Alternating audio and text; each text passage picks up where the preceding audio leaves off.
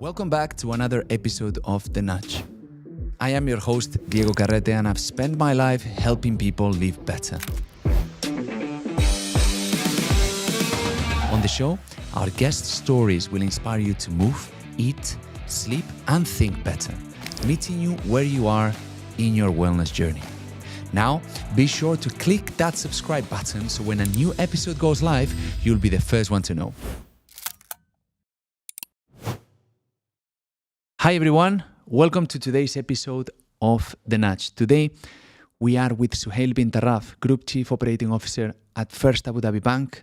Suhail is someone who's born and raised in UAE, is a leader at FAB, and we're going to be discussing all things emotional and mental health alongside some leadership, nature, and the importance of having structured routines, especially in nature.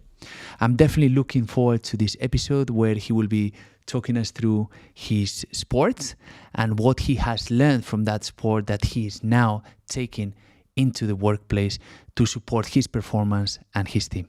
Without further ado, Suhail, welcome to The Nudge. Thank you for being here. How are you? Alhamdulillah, I'm good. And thank you for hosting me in the Nudge show, inshallah. Absolutely. The pleasure is mine. I know you, especially in this time of the year, you're having a very busy schedule, so I definitely appreciate you, showing up here and discussing all things wellness. So if you're ready, Yes, we are. let's start discussing with purpose.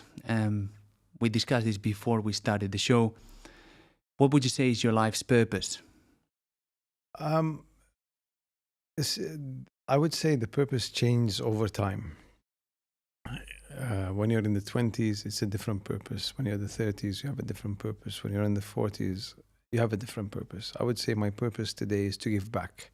And giving back is giving back to the country, giving back to the world, giving back to my family. And giving back is what have I learned over the years and how do I nurture and mentor people who are now moving into the next level of their life. That is one pillar I'm looking at. The other pillar is the wildlife. I look at a lot of things in the desert.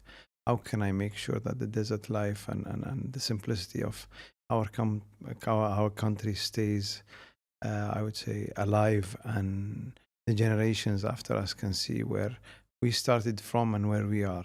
Yes, Dubai is grown so fast. It's one of the biggest cities in the world that is visited, conglomerates and companies and people that are visiting. But what is that route that made Dubai or the UAE what it is today? And that is where we came from. Understood. And this is something that, you guys covered and we've covered recently in COP. Yes. And I saw all the videos and the photos, and we'll touch base on falcons and cultural heritage. There's something that also I collected from our conversation, which is emotional balance, emotional satisfaction. What does that mean to you, and how did you manage to achieve that? I would say it's the experiences that I had over the years or the failures I had over the years. An example would be COVID happened and nobody had a clue, nobody had control, and life just happened and we still survived it. So the question is, do you create your future or the future is created for you, is the question. Can you predict what your future is? You cannot predict what your future is. So emotionally, you have to be prepared for anything. If you're prepared for anything, which is, let's say, the COVIDs of the world, which is the far extreme of the issues, then you are mentally prepared for anything. And that's where I come from, is how can I make my life simple and I am prepared for anything that comes in. How do you train yourself for that? I honestly don't know.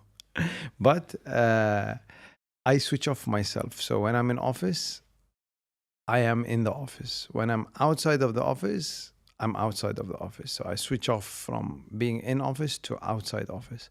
And that for me is crucial. It's a discipline that I've built over the years. And I disconnect myself from work pressure and work related issues. Because if I keep focusing on work all day, I cannot disconnect. There's never a finish line, right? Yes. And how did you get to that point, that strong compartmentalization? How did you build that? There was a professor once taught me that the organization will not close overnight. That organization, if you leave, still will survive. Therefore, you have to discipline yourself to not be too attached to the organization 24/7. You have a time frame. In the past, before technology, you had a 24-hour timeline and a turnaround time. Why is it now a minute or 2 minutes or 3 minutes? So after working hours, that's your life. You switch from being in office to being at home. And that's where I learned it. I learned it from a professor that taught me that discipline. And I took it from that day, and I've prepared myself for it. In other words, technology somewhat has blurred those boundaries between personal life and professional life. And we should say, or we could say, that the skill of being able to compartmentalize is important for your emotional wellness, mental wellness, and is an important leadership skill as well, right? I'll give you an example. For example, your iPhone, you restart it occasionally because it crashes. You actually technically do what you are doing with your iPhone on a daily basis. You shut off and then you switch on again. And then you actually are focused much more than if you are blurred, as you said, the full day. That's a good analogy. Do you feel like nowadays society struggles to do that? Yes. And you look at kids today, every kid wants an iPad. How do you switch off from the attachment and the addiction of an iPad or an iPhone or whatever device you're using? I don't have the answer. I wish I did, especially now. Yes. I guess it's managing technology so it becomes a tool and an asset instead of a liability. Yes. And because it's directly correlated with mental health and emotional health. And that's something that, since we've met, I got very inspired by, especially when you mentioned to me your daily routine, which I would like you to share with us. I start my day at 5:30 a.m. I wake up and pray. And then I go to the desert. I train my falcons, maybe an hour and a half before office hours. And then I come to office. So I'm already fresh. I come in fresh. I've already went into my zone for an hour or so, and then I come to office. So I am actually fully energized, ready for work, ready for the pressure. And then I have the day in the life of. So I have a plan for the week, for the month, everything. So there are crucial things that I do. I check my emails 2 or 3 times a day. That's it. So I do early morning, mid-afternoon, end of day. So 3 buckets. Between those 3 timings, I have my meetings, my calls, everything. So it's a planned day. Then I have that 20%. If things change, I need to juggle my stuff. So that's the 20% in my system. That's the work. I leave office. I do not have an email on my phone. My email is on an iPad. If necessary, and there's an urgency, I open my iPad. I will not carry my iPad to the market, to the mall, to wherever. So I disconnect. If there's a big issue, I will get the call. If the organization is burning, I will get the call.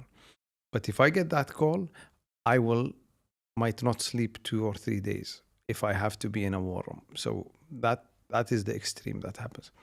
But after working hours, it's my family time. I'm with my kids, spending my time with my kids, enjoying myself. and I have dinner all standard way between Maghrib prayer and Isha prayer. After that, after Isha prayer, I'll go see my guys, my friends for an hour if I'm going to. And then I'm back, 10 o'clock, I'm asleep. That's my daily routine, technically. How can someone listening to you now, starting from scratch, with a lot of technology, with no boundaries, how can someone start and get to that level of time blocking? I think it's a self-discipline for yourself. You have your time for the gym. If you don't go to the gym, you will have your annual pass for the gym, but you're not using it. Yeah. So it's those disciplines, those small steps. You don't do it immediately that you say, I'll cut off and I'll do this. But you start with the rhythm. First of all, you need a hobby in your life, be it the gym, cycling, whatever it is. Then you have that's your own zone. And then you have your work life and then your life. But I always say life comes before work. So it's not work-life balance, it's life-work balance. So you live to work, not work to live. So your life is more important. Your health, you being not in your stress zone, you're emotionally balanced. That enables you to actually deliver high performance and a lot of the elements, because pressure from work is very high. And if you can take that pressure, you can take anything. And then you have your life pressures. But the life pressures are, trust me, less than the work pressures, because work is so demanding on a daily basis. Where your life, you can stretch a month, 2 months, 3 months, you have your plans.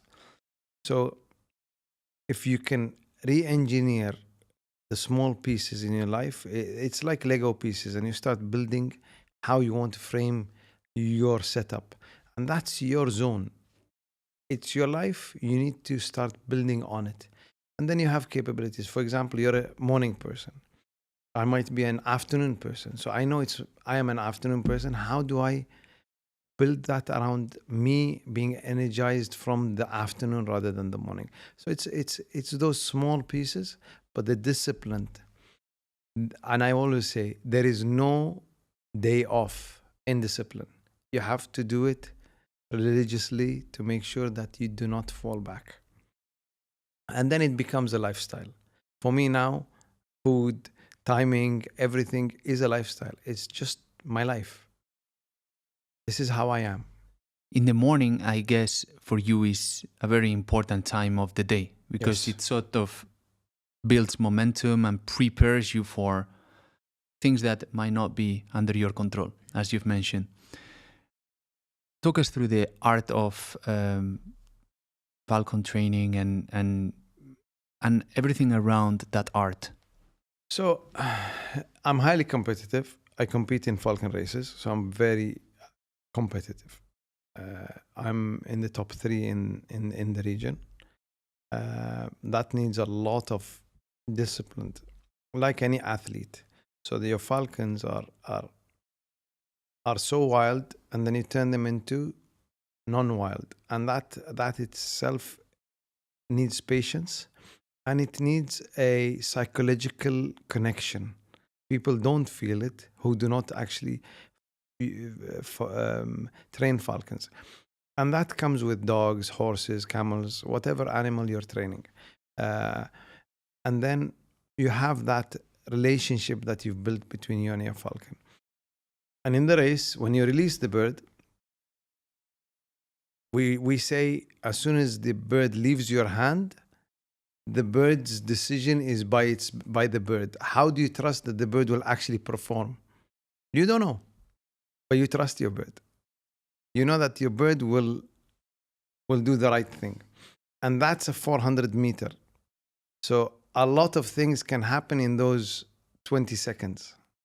The 400 meters is 20 seconds. How do you know that the bird will go straight, will not go up, will actually win?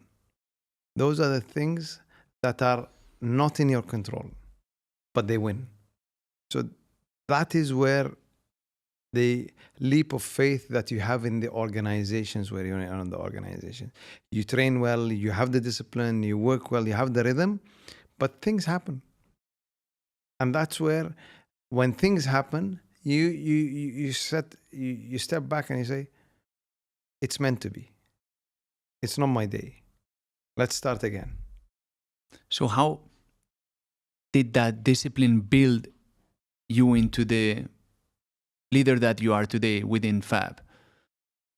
What skills have you brought from Falcon? So one thing is the discipline, patience, and being humble. So being humble is because the Falcons cannot talk back to you. You need to understand and you come to their level. And with leadership, if I tell my team, let's go do this, if they don't trust me, they will not do it.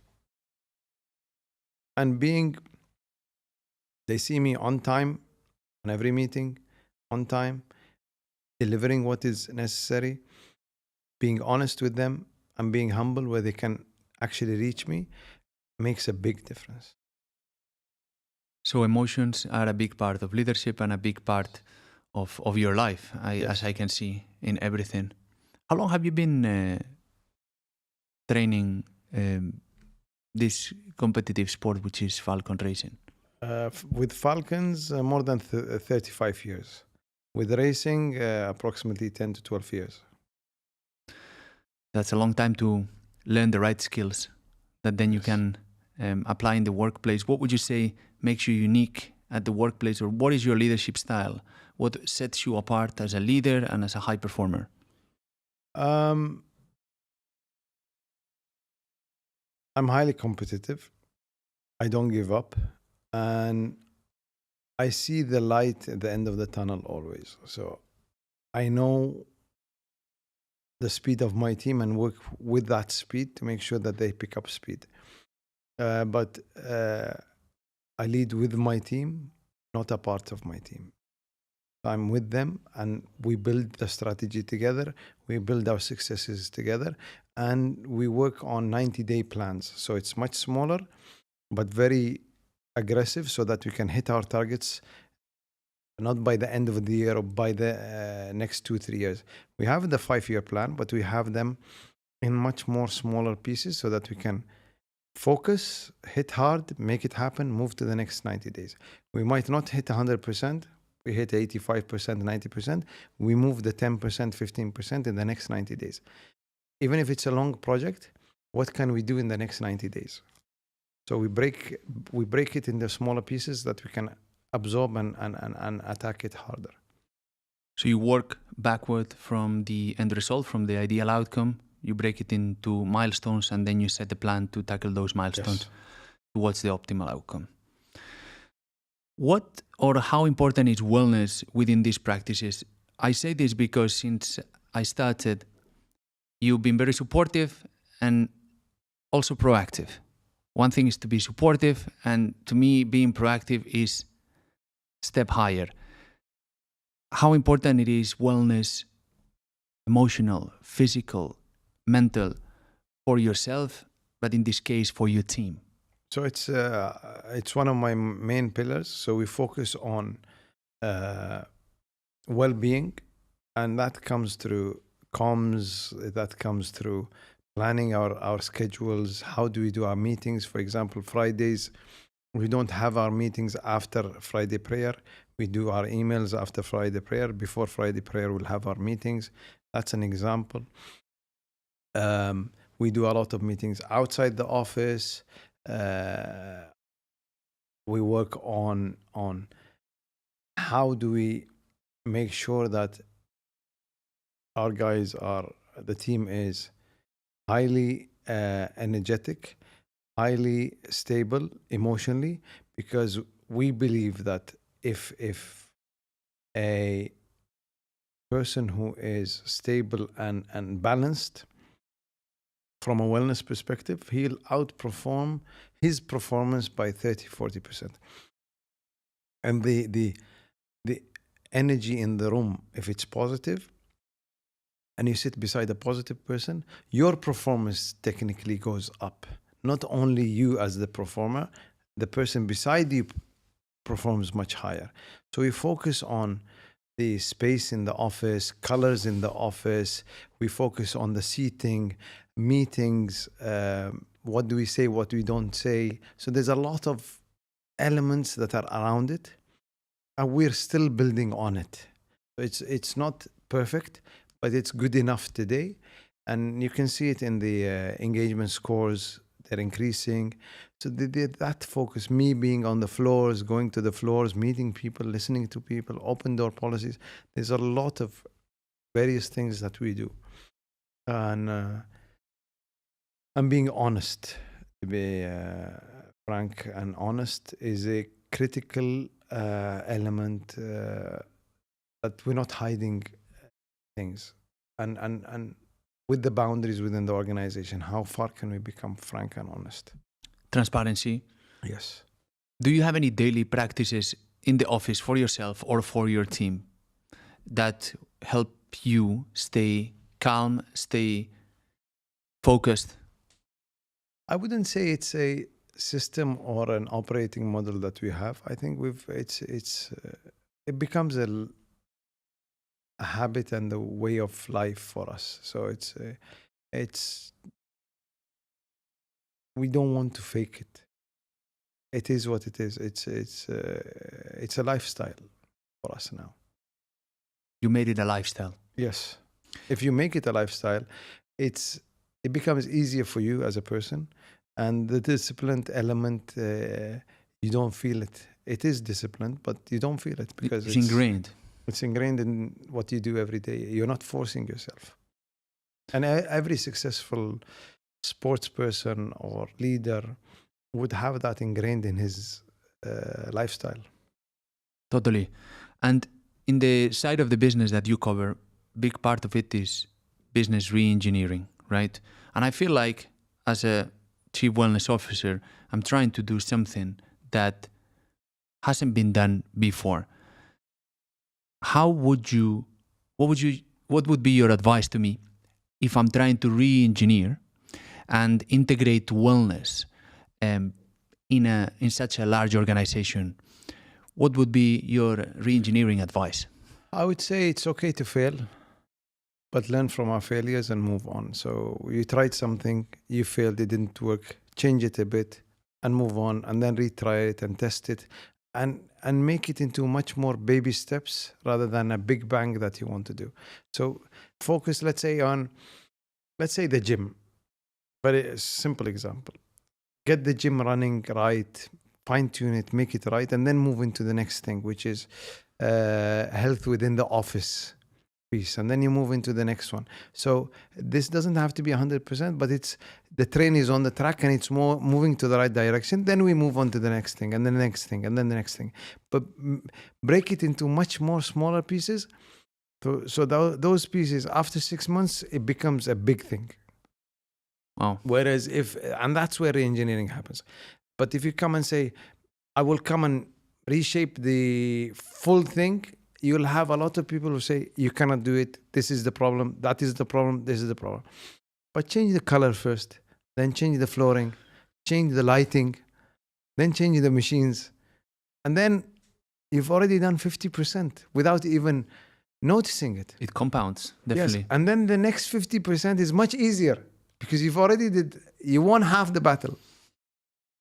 And then you focus on the next big thing and then the next big things.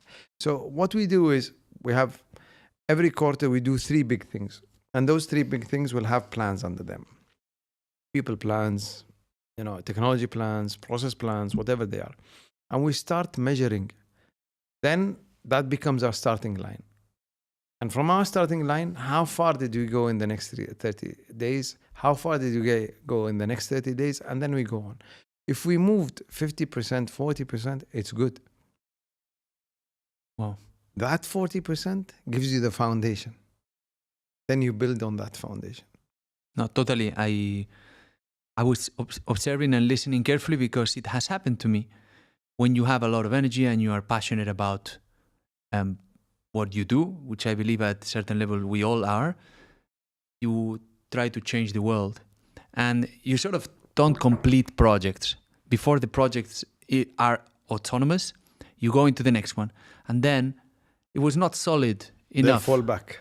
Yes, and then you have to start from scratch. So I've been lucky to have supportive leadership since the inception, so I can totally resonate with that. Let's talk about mental health and emotional health, both, Suhail, because when we talk about wellness, there is different dimensions.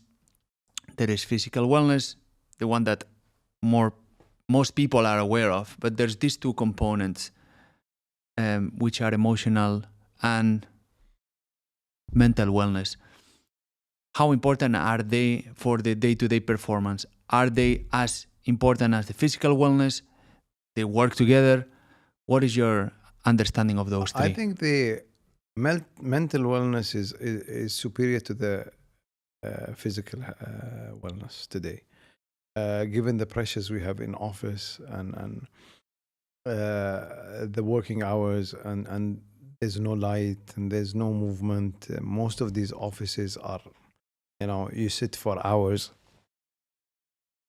And a lot of doctors tell you walk for half an hour every hour or 5 minutes or whatever. But if you're mentally not stable and not balanced, whatever you do, physical or non-physical, doesn't work. And each person has his subconscious and consciousness of where that balance is. Everybody has it. It's how you trigger it. Maybe I come in the morning and I say good morning to you every day. And one day I don't tell you good morning and I say, is there something wrong? Is there something wrong? And it's one thing. It's just saying hello, good morning. That might take you off guard and off balance. And that's how powerful the emotional balance is. So us as leaders need to focus on this. And we have to be conscious of it and doing it more than ever. Because staff that work under you see you as balanced emotionally, physically, and everything. If the day they see you not, that's the day that you lost half of the battle. And I always say, you come in the office with your game face. So today I have the most important match, let's say Barcelona versus Real Madrid. And who do you support, by the way? I got you on the spot. I support Barcelona. And if they're mentally not ready and they don't have the game face that day, they will lose. And they'll lose bad. So us as leaders, whether we like it or not, we have to smile, we have to say our hellos, and we have to be mentally in office. Because the team will realize it immediately if we're not. Even if you had your worst day, you cannot show it to your team. No, absolutely. You need to lead by example. Exactly. How many people in your team? Because I know there are a lot. I have approximately 30% of the organization that comes under me. So it's a big proportion. And keeping them energetic is a challenge. Do you give them advice based on your personal practices in terms of mental wellness? I won't, because I don't want to drive my habits, but I work with them on their habits. As I said, somebody is an afternoon person, somebody is a morning person, somebody is a night person, somebody has to go for his smoking breaks 5 times a day, which is okay. But that makes him work. So each person has his own uniqueness. Each falcon has a different uniqueness. How many falcons do you have? I train 50 or 60. No way. Yes, and each bird has its own style and uniqueness. How do you recognize? I learn it. I have to learn. So I come down. That's where my humbleness comes. I come down and I understand that level, and then we work together. Wow. I thought you had one falcon and you trained one falcon and that was your race falcon. No. I have a lot of birds. Wow. Mental control, a lot of mental skills that you have developed. And I can see that in your demeanor when you come in, very calm, I must say. And that speaks volumes. Linking this, and just to finish sort of the conversation with New Me, which I intentionally didn't share much about before coming here, you see that mental health is one big pillar, right? So we have nutrition, we have lifestyle, we have mental health, we have exercise and ergonomics. Mental health is such an important pillar. What are some things that you want to see moving forward in the organization, in the region? What are some things that in the ideal world should happen? Could happen. I don't like the word I should. think we go back to basics. So for me, I come back to basics. And for example, the type of food you eat, where you sit, how you sit, the outdoor, the air, the clean air makes a big difference. I just came from Al Ula a month ago. I was shocked. It is an amazing place. And when you go to a place like this, it's like you are re-energized with just the place. The place is has been built in a manner for tourism, but it's intact from a land. So the land is 90% what it used to be.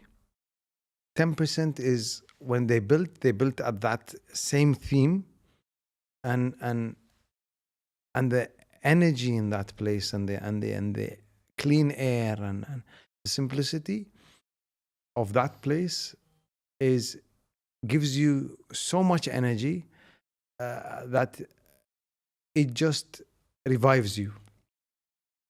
And how do you make sure that you do that? And each person has his own, flavor of things that he wants. Somebody does art, somebody reads, so each person has his own flavor of that being my mental zone, I would say. I get into my mental zone and I just refresh myself. Totally. So maybe we should work on, or I should work on working on the environmental side of things, spaces, and things that are giving that sort of energy for people to work from a place of creativity instead of from a place of overwhelm. Yes. The open door policy that you have mentioned, that's something interesting for me to reflect upon. Last but not least, what are your thoughts on New Me? I think it's essential. It's a pillar that needs to be there. We start somewhere and we build on it, because it's not something that off the shelf that we can get. It's something that we need to be built within our culture as an organization. And the good thing is we started. Did we achieve anything yet? We've achieved a lot because we've actually started. Start is an achievement. Now building on that, as I said, a foundation of things, and then start building those pillars that you want to build on, which are the baby steps. And then you realize that, you pause and you say, guess what? I've done a lot. I've done 1, 2, 3, 4, 5, 6. So those are the success stories that come out of it. For example, how many sessions have you done across the bank today? I would say 200, 300, 400. How many podcasts? How many changes have you done? How many small changes within the design of the office that actually made a big difference? So there's a lot of stories, but let's create those, I would say, success moments that we can say, come back to in a year or 2 years and say, this is what we've done. I think it's very important to celebrate and to celebrate those small wins, and to measure backward. What have we achieved because it's been not even a year officially for myself. And when I look at all the things, I guess it's part of my personality, but I need to, I would say, listen to leaders like yourself that have been doing this in such large entities for a long time, and always incorporate feedback. Feedback is the breakfast of champions. Yes, of course. Well, Suhail, that's everything from me. I appreciate your time. Definitely a lot of nuggets to take home from our session. I hope it's not the last one. Inshallah. And thank you so much. Shukran. Thank you very much. Thank you.